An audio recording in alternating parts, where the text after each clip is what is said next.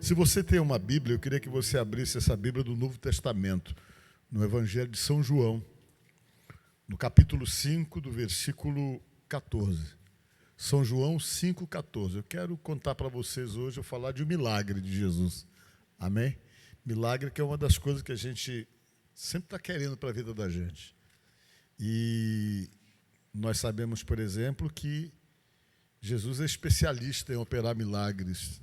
Milagres é um recurso que Deus tem quando tudo falha, quando não há possibilidades. Quando você chega nos seus limites humanos, Deus ainda tem um recurso do milagre. É uma prerrogativa dele, que ele vem e age para poder, às vezes, mudar situações que você não tem como mudar por conta de simplesmente esbarrar nos seus limites. Amém? Diz o seguinte, no versículo 14. Mais tarde, Jesus o encontrou no templo e lhe disse: olha que já estás curado. Não peques mais, para que não te suceda coisa pior. Amém? Podemos assentar. Isso é uma palavra de advertência, que você vai entender por que Jesus falou isso. Nós sabemos, por exemplo, que uma das coisas que nos atrapalha muito com Deus são os nossos pecados. O pecado da gente é uma coisa complicada, e o que é pior dentro de todo esse contexto é que Deus sabe que a gente não tem como não pecar, por conta da nossa natureza. E por conta do pecado, Deus, um bom tempo, ficou praticamente afastado da gente. Depois foi estabelecido que as pessoas, para poderem então terem o perdão dos seus pecados, elas deveriam periodicamente fazer sacrifício de animais. E as pessoas faziam isso, levavam para o templo os animais para serem sacrificados, e quem tinha dinheiro levava um boi, quem tinha dinheiro levava uma ovelha, e quem não tinha dinheiro podia levar um casalzinho de pássaro que servia, rolinhas. As pessoas levavam os mais sem condições financeiras, de menos poder aquisitivo, mas o certo é que esse sacrifício era feito. Para vocês terem uma ideia, o sacerdote entrava no Santo dos Santos, lá ele fazia a expiação pelo seu pecado. O lugar que ele entrava era onde a glória e a presença de Deus era tão grande que ele entrava amarrado por uma corda, porque se ele morresse lá dentro do Santo dos Santos, ninguém podia entrar lá, porque as pessoas que entravam nesse ambiente acabavam morrendo. E o sacerdote, para entrar lá, ele tinha que fazer uma purificação pelos seus pecados para poder entrar lá nesse Santo dos Santos, um lugar separadíssimo no altar, que tinha um véu. Só ele podia entrar, e ele ia lá e entrava para poder fazer a expiação pelo pecado de todo mundo. Por isso que ele ia amarrado porque qualquer mal súbito, os auxiliares puxavam ele por aquela corda que estava amarrada dele, porque não dava para entrar no lugar. E mesmo com todo esse aparato, o que acontecia é que os pecados da gente não ficavam perdoados. A Bíblia diz que os pecados ficavam encobertos. Encobertos, não era perdão dizer que esqueceu, que não existia mais, não. O sacrifício de animais simplesmente proporcionava, então, uma saída paliativa para toda a situação. Por quê? Porque os pecados ficavam encobertos por aquele sacrifício. Só que Deus resolveu mudar a situação. Para poder se relacionar com a gente, Ele precisava perdoar a gente. Ele precisava entender a nossa natureza pecaminosa, e por conta disso ele precisava criar um meio, um mecanismo, uma forma que esse pecado fosse perdoado de fato, que não ficasse mais encoberto, que ele fosse esquecido, perdoado por Deus, e que não gerasse uma barreira entre nós e Deus. Aí Deus achou por bem o pai dizer: bem, eu tenho que mandar alguém para morrer por todo mundo. E essa pessoa vai derramar o sangue uma só vez, e depois que essa pessoa derramar o sangue, aí ninguém vai precisar mais estar sacrificando animais. Basta recorrer a essa pessoa, e essa pessoa então vai ter condições de dar a purificação e o pecado, e o perdão para as pessoas. Foi aí que Jesus Cristo entrou na história. Entrou para poder morrer por nós e derramar seu sangue. E ele foi e fez tudo direitinho, como nós sabemos. E quando ele terminou, realmente que ele morreu, o que é que a Bíblia diz? Diz lá um texto na Bíblia: o véu do templo se rasgou. O véu do templo era aquele véu que separava o Santo dos Santos, onde ninguém entrava, porque se entrasse ali morria. Só quem podia entrar era o sacerdote, depois de fazer a expiação pelos seus pecados. Diz a palavra de Deus que o véu do templo se rasgou, tentando dizer que tudo aquilo ali perdeu a validade, não tinha mais função nenhuma, porque agora o meio pelo qual Deus se relacionava com a gente, ou se aproximava da gente, Era possível através do seu Filho que fez o sacrifício, e ele fez então essa união entre nós e o Pai, e o sangue de Jesus então passou a ter um efeito purificador na vida da gente. Todas as vezes que nós precisamos de perdão, todas as vezes que nós precisamos sermos perdoados pelas nossas imperfeições, pelas falhas que temos, que elas são quase que constantes, o recurso que nós temos é o sangue de Jesus. Diga glória a Deus. Você ora, você pede, e naquela mesma hora o sangue que foi derramado há mais de 2000 anos atrás tem um efeito purificador na sua vida, e na mesma hora você se arrependeu, automaticamente você busca perdão, e esse perdão acontece, as barreiras são quebradas. Por quê? Porque já foi pago um preço em favor de você, de mim, de todos nós, para que nós não ficássemos distantes de Deus. Amém? E Jesus, então, antes de morrer, ele ficava perdoando pecados das pessoas. Porque quando ele perdoava pecados, ele quebrava as barreiras. Porque tem muita coisa de ruim que acontecia na nossa vida e que ainda hoje acontece por conta de falhas nossas, por conta das nossas imperfeições. Por isso que a necessidade de estar se confessando para Jesus e pedindo perdão é necessário, porque a Bíblia diz que se alguém disser que não tem pecado é mentiroso, e a verdade não está nele, o que faz realmente nós entendermos e fica claro que eu, você e todos nós que estamos aqui, para sobrevivermos espiritualmente, nós temos uma dependência total de Jesus. Uma dependência total do seu sacrifício. O sacrifício dele nos aproxima do Pai e quebra as barreiras, os impedimentos que naturalmente existem em mim, existem em você, existem em qualquer um de nós. E Jesus, muitas vezes, ele tinha que quebrar essas barreiras. A barreira do pecado, que às vezes estavam gerando consequência em vida de pessoas. Pecados que às vezes provocaram situações de dores na vida de pessoas. Ele precisava ir, perdoar, dar uma chance, levantar, erguer a pessoa, orientar a pessoa, para que a pessoa se levantasse e soubesse que era necessário mudar de vida, que era necessário pegar um novo rumo, uma nova direção, para não continuar sofrendo as consequências, muitas vezes, de atitudes tão arraigadas, tão presentes, às vezes na vida da gente, que nos deforma, coisa que vem às vezes como influência desde criança e que deforma as nossas ações, as nossas atitudes, até mesmo a nossa maneira de ser. Jesus Cristo então vem para poder corrigir essas coisas, para fazer com que você não perca o contato, para que eu não perca o contato, para que eu não perca essa ligação que eu tenho com Deus. E diz a palavra de Deus que Jesus mais uma vez estava aqui resolvendo o problema de alguém. Ele resolveu ir num lugar para resolver o problema de um homem. E esse homem estava doente. E a doença dele era paralisia.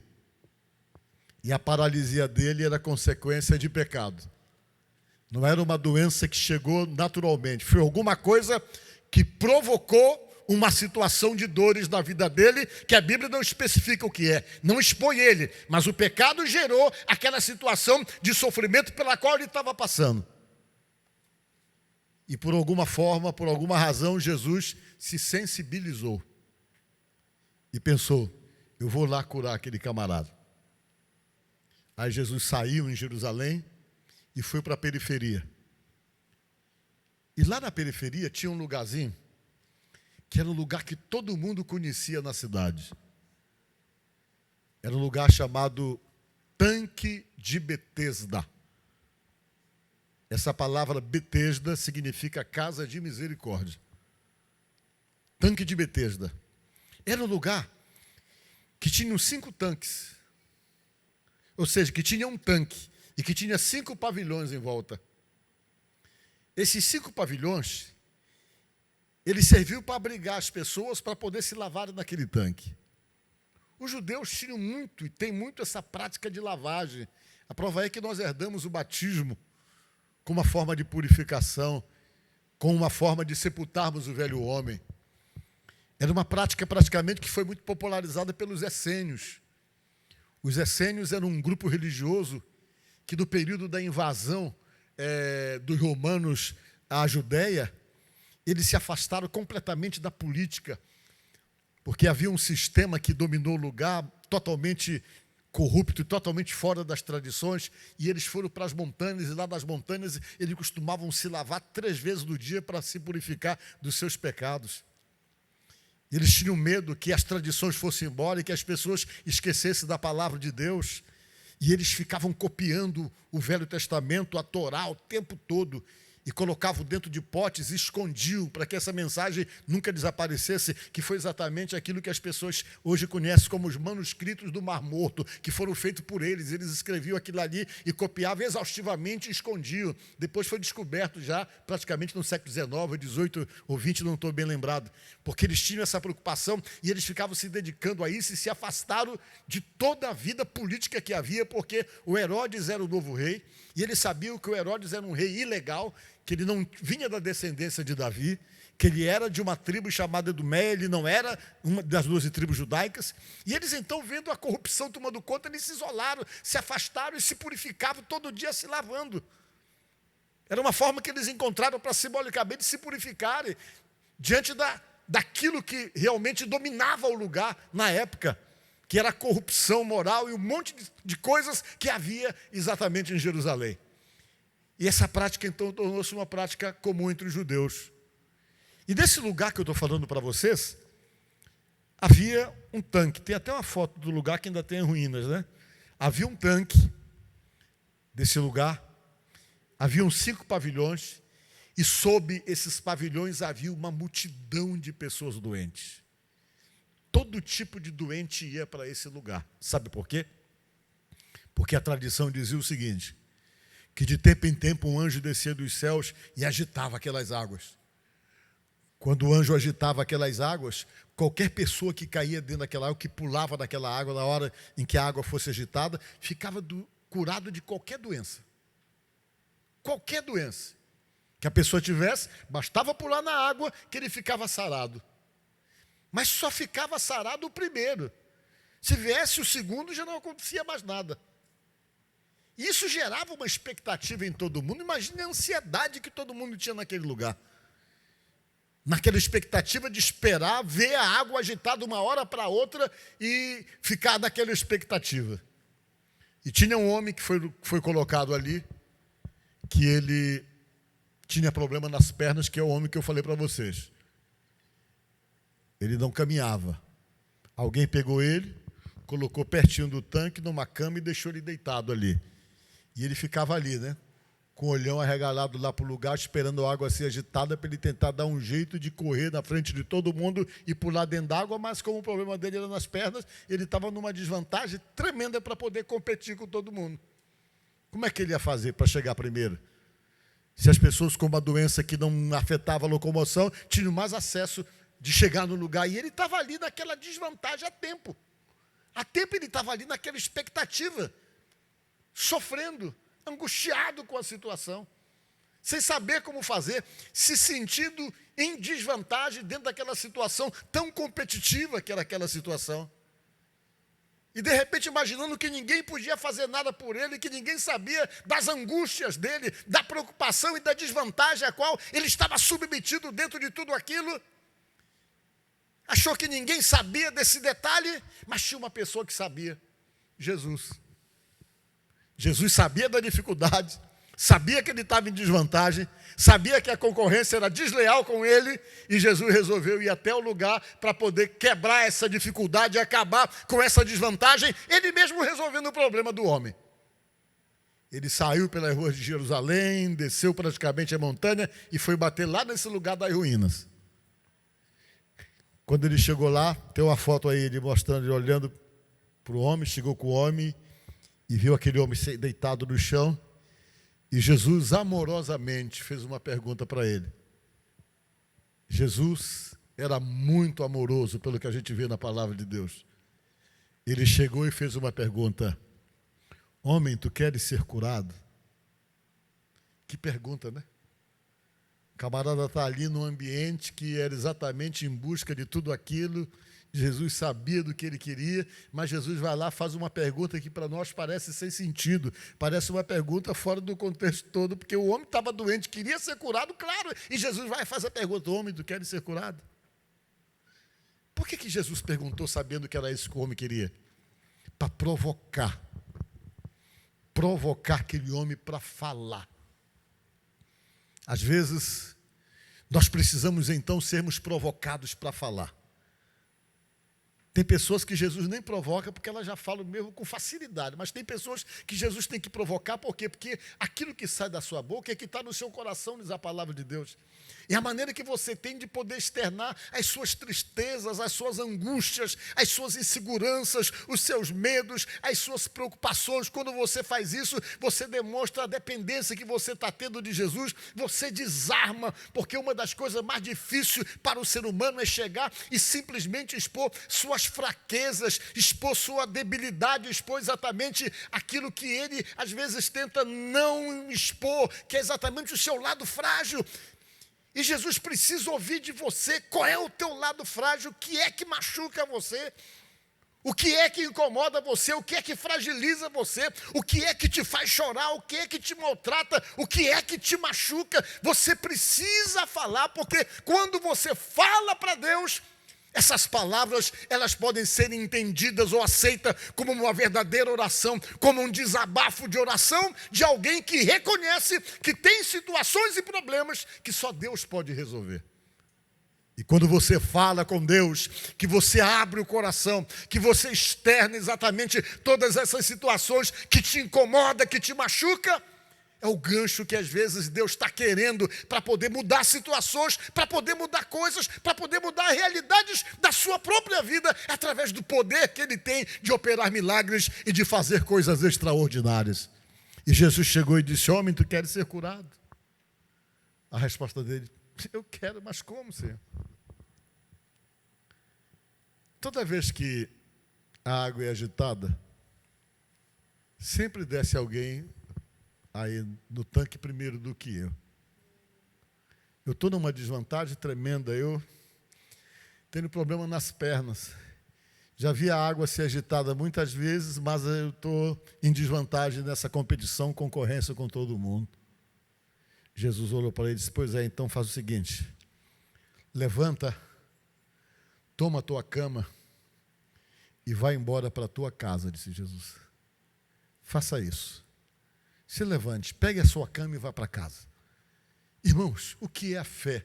Aquela conversa provocou uma fé, porque eu acho que falar com Jesus já deveria ser uma coisa que deveria criar toda uma atmosfera de muita unção. Você imagina o próprio Deus falando com você, isso gerava uma atmosfera de unção. Aquele homem não sabia quem era Jesus, ele não conhecia Jesus, nunca tinha visto Jesus, não sabia que estava falando com Jesus, e, no entanto, ele tomou posse daquela palavra de bênção, dado por um desconhecido. Talvez tamanha era a necessidade dele, e a fé e a esperança que ele tinha no seu coração, porque ele poderia dizer: não, você está mandando eu levantar, eu não tenho como andar, eu sou paralítico, eu tenho dificuldade, eu não tenho como me locomover, você está enganado, a minha situação é séria. Mas quando Jesus disse: levanta, toma a tua cama e vai para a tua casa, ele simplesmente ficou de pé e percebeu que, ao atender aquela ordem dada por aquele homem, o problema que havia nas pernas desapareceu. Ele pegou a cama, colocou debaixo do braço e foi para casa. E diz a palavra de Deus, no capítulo 5 aqui, que é onde está essa história, que Jesus saiu escondidinho do lugar, sem ninguém perceber. Jesus não quis curar mais ninguém. Por quê? Ele foi ali para curar aquele homem, talvez era naquele coração que ele viu a fé necessária e suficiente para poder receber o milagre. Isso é uma coisa de Deus. Às vezes Jesus olha para nós e percebe que nós estamos ainda precisando confiar um pouco mais. Ainda somos muito abalados pela dúvida. E o que é dúvida? A palavra dúvida vem de dojo, de du, que significa seguir em duas direções. É quando você fica totalmente dividido com respeito às coisas. Você chega, mas será isso? E você às vezes olha mais para as impossibilidades do que para o poder sobrenatural de Deus. E isso gera barreiras, isso gera impedimentos. Quando você lê a Bíblia, você percebe que Deus: olha, quando você me buscar, você vai me achar, mas quando você me buscar de todo o coração, diz Deus. Quando você me busca de todo o coração, você me acha. você encontra a resposta. Por quê? Porque é difícil nós buscarmos de todo o coração. Sempre o nosso coração está dividido com Deus e com outras preocupações e com outros interesses, e às vezes sempre a nossa forma de nos entregarmos para Deus e nos colocarmos na mão dele sempre é pela metade. É dividido com uma série de coisas que não deixa nós servirmos a Deus direito, que não deixa nós termos comprometimento da forma como deveríamos ter, porque outras coisas nos fascinam e nós ficamos dividindo Deus com outras coisas. Aí as bênçãos não chegam, por quê? Porque Deus quer que seja de todo o coração. Não dá para dividir Deus com outras coisas que Ele não acha realmente que isso vai fazer com que Ele nos atenda. Ele quer todo o coração. Ele não quer você pela metade. Ele quer você por inteiro. E diz a palavra de Deus que ele saiu dali, porque o objetivo era aquele homem. Saiu escondido. E o homem saiu dali sem saber com quem ele falou, sem saber quem era Jesus. E foi embora para casa. Isso deu uma polêmica. Deu uma polêmica que vocês não querem nem imaginar. Esse dia que Jesus foi lá curar esse homem, era um dia de sábado. E sábado os judeus não trabalhavam, não faziam nada. Era proibido fazer qualquer trabalho. Porque existia uma palavra da lei que dizia o seguinte, Jeremias 17, 21, veja o que aqui diz aí. Jeremias 17, 21 diz uma coisa interessante. Para nós não fazermos trabalho nenhum no dia de sábado. Vocês estão entendendo? Para não carregar carga no dia de sábado. Não é isso que diz? Dia de sábado você não podia carregar carga nenhuma. Peso nenhum você podia carregar. E de repente, aquele homem saiu daquele lugar carregando uma cama. Quebrando totalmente essa regra de Jeremias 17, 21, que dizia que a pessoa não podia carregar carga. Mas o homem foi e andou pela rua carregando uma cama. E naquela época havia um patrulhamento que você não queria nem imaginar. Os observadores da lei botavam pessoa para ficar vigiando. Quando a pessoa estava quebrando qualquer regra, ia lá e dizia, por que está fazendo isso aí? Tu não sabe que hoje é sábado, não pode fazer isso. Tu não sabe que é proibido fazer isso aí, que está lá nas leis e tal, aquela coisa toda. E quando vira o homem carregando a cama, diz aqui o texto, você pode ler depois em casa, que os judeus foram em cima dele. Rapaz, por que você está carregando a sua cama? Você não sabe que hoje é sábado e que não é lícito você carregar a sua cama? Eles falavam isso baseado nesse texto aí, do Jeremias 17, 21. E o homem que estava carregando a cama disse, o problema é que o homem que me curou foi que mandou. Eu não estou carregando essa cama porque eu quero, mas eu era paralítico. E um camarada desconhecido foi lá no lugar que eu estava, mandou eu levantar e pegar minha cama e ir embora para casa, por isso que eu estou carregando ela. O pessoal, mas quem foi o camarada que te curou? Ele não sabia explicar, diz a Bíblia, porque ele não conhecia Jesus. Ele não sabia quem era Jesus, ele não podia dar a informação da pessoa que o havia curado. E isso gerou uma polêmica, porque os judeus começaram a pressionar esse homem, e começaram a dizer, olha, esse camarada que te curou não é de Deus, não. Ele está todo errado, porque se ele fosse de Deus, ele não mandava você carregar a cama. E começou a pressão. Ele está errado. Fala e fica sabendo que esse homem que curou você, ele não é de Deus. Não é de Deus porque ele mandou você carregar a cama. Jesus poderia ter dito assim, rapaz, olha, deixa a tua cama aqui, amanhã tu pega. Hoje tu não pega, mas amanhã, domingo, tu vem pegar a cama. Mas Jesus foi lá e mandou o camarada levar a cama, já criou toda uma situação de provocação, e o pior é que o homem não podia explicar, porque ele também não conhecia Jesus, não sabia quem era Jesus, e não podia nem passar a informação da pessoa que o havia mandado carregar a cama. E passaram-se alguns dias. Jesus está lá perto do templo, perto das escadarias do templo. Quando eu vi lá, vinha aquele homem descendo as escadarias do templo com a perna boazinha, um camarada paralítico. Vinha andando normalmente. E Jesus ficou esperando ele aqui. Quando ele vem descendo, saindo do templo, ele dá de cara com Jesus. Que ele deu de cara com Jesus, ele reconheceu Jesus. Aí Jesus disse para ele essas palavras que nós lemos quando começamos a nossa pregação. Jesus olhou e disse, homem, olha que tu já estás curado, falou Jesus. Olha que já está tudo certo na tua vida, Jesus falou. Porém, vai e não peques mais, para que não te aconteça coisa pior. o que prova então que o problema dele era alguma consequência de pecado. Jesus foi e deu advertência. Para que não te aconteça coisa pior, dá uma arrumada nas coisas. Arruma a tua vida, abre mão de algumas coisas, a gente não sabe o que é, mas Jesus foi lá e alertou ele. Olha que já está tudo bem contigo. Cuida da tua vida para que as coisas não piorem novamente, para que as coisas não fiquem novamente difíceis como estavam antes. Arruma a tua vida, foi o que Jesus falou para ele. Irmãos, sempre que Deus dá uma bênção para nós, o propósito é esse: nos levar a uma consciência da necessidade de arrumarmos nossa vida. Vocês lembram que eu falei para vocês que nós somos propensos às falhas, propensos aos pecados, a nossa natureza, a Bíblia diz que é pecaminosa, e existe uma série de fatores que às vezes nos faz totalmente dependente dessa graça e dessa misericórdia. E Jesus sempre está abençoando, mas Ele também sempre está tentando dizer para nós: olha, eu estou te abençoando, tenta arrumar as coisas, tenta corrigir o que precisa ser corrigido na sua vida. Olha só como você está indo, olha a direção que você está indo, olha os rumos, muda as tuas direções, muda os rumos.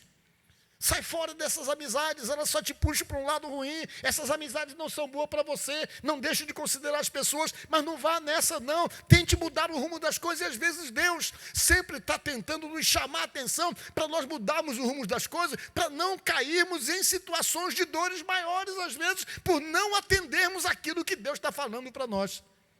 Tem muito problema que às vezes nós adquirimos porque nós construímos na nossa própria vida, e às vezes nós estamos indo atrás por não ouvirmos a voz de Deus. Às vezes Deus está ali constantemente dizendo: isso vai dar errado, e Ele usa alguém, fala para nós, ouve uma palavra, aquela palavra vem de encontro à nossa necessidade, e constantemente Deus está usando os meios que Ele tem para dizer para você exatamente o que Ele está falando para esse homem. Olha que tu já está curado, Jesus falou, olha que as coisas já estão certas com você, procura acertar as coisas para que não te aconteça coisa pior.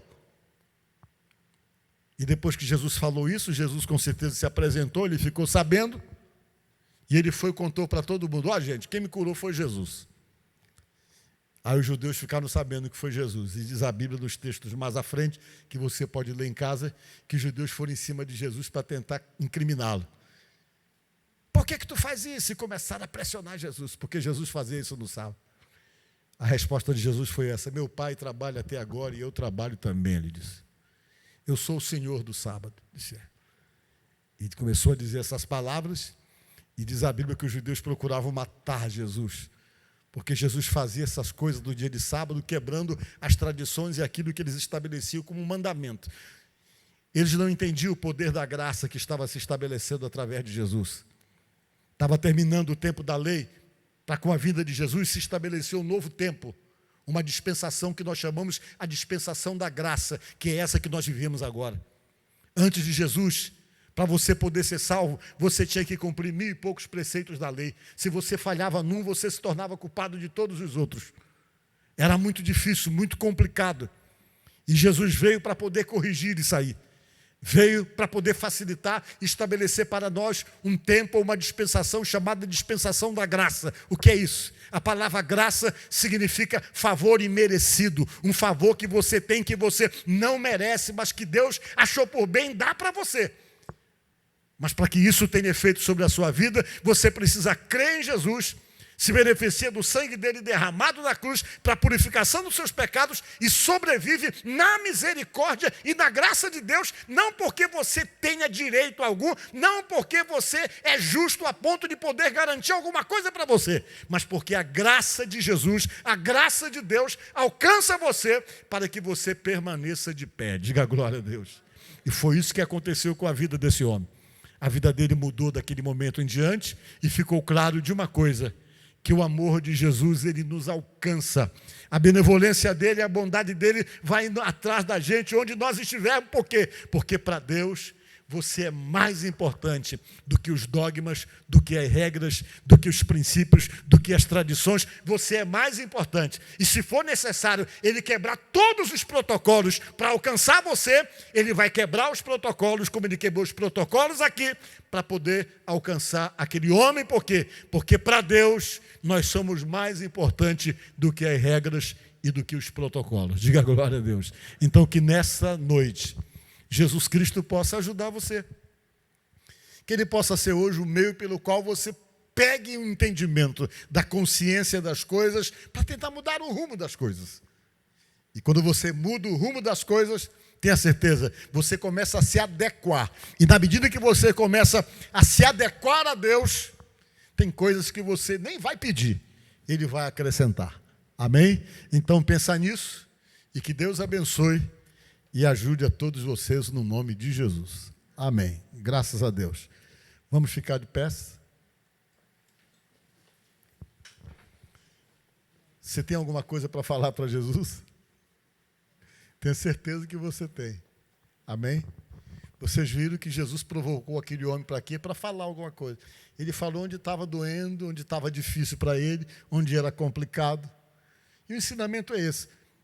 Provocar você para que você fale onde é que está doendo, o que é que está difícil, o que é que está complicado e o que é que você não está podendo resolver. O que é que está fugindo do controle. Durante a vida da gente são muitas coisas que fogem do controle.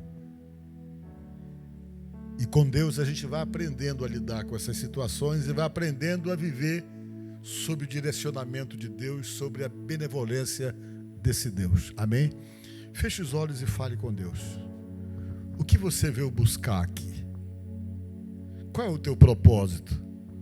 Você tem um propósito de busca, um propósito de oração, um propósito de fé? Qual é o propósito? É em favor da sua vida? É em favor da sua família? É em favor do teu trabalho? É em favor da tua vida espiritual?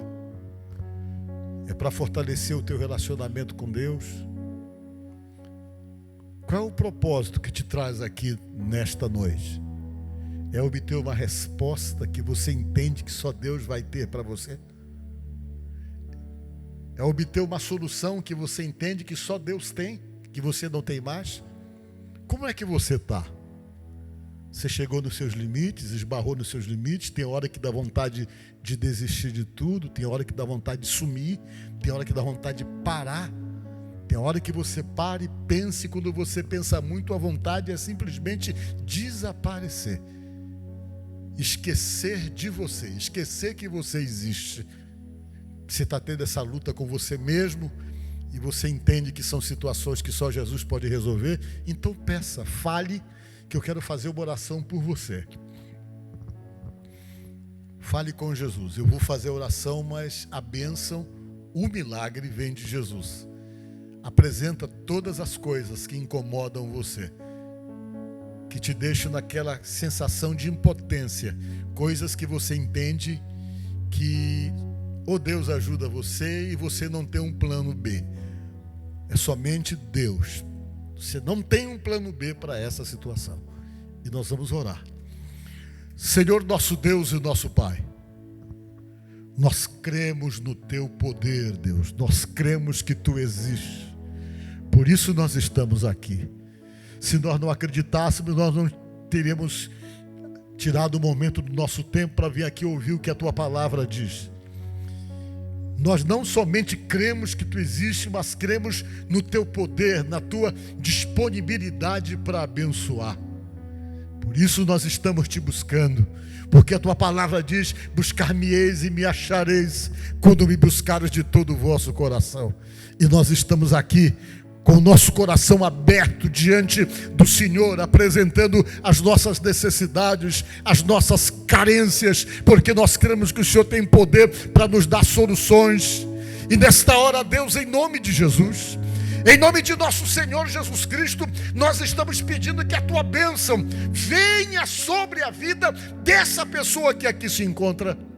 Se há um problema em casa, se há um problema no lar, se há um problema de família, se há um problema com um filho, com uma filha, se há um problema com o marido, se há um problema com a esposa, meu Pai, se há um problema pessoal, se há um problema afetivo, se há um problema emocional, se há um problema físico de doença, se há um embaraço, se há um atrapalho ou qualquer outro tipo de dificuldades, eu sei, meu Deus, que tudo isso não é nada diante do teu poder, diante da tua força, diante da tua capacidade de operar milagres. Por isso nós oramos, Deus, em nome de Jesus, em nome de Jesus, pedimos que a tua bênção venha sobre essa vida, e que as necessidades e tudo aquilo que eles estão pedindo, estão clamando, estão buscando, que eles tenham uma resposta de Deus e sejam abençoados, sarados, libertos, envolvidos pela tua graça,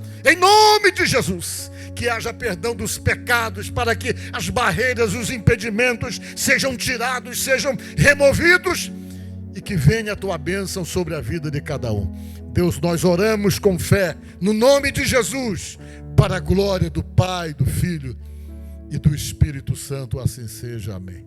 Diga assim comigo: Senhor Jesus, eu me coloco nas tuas mãos. Eu estou aqui porque acredito no teu poder.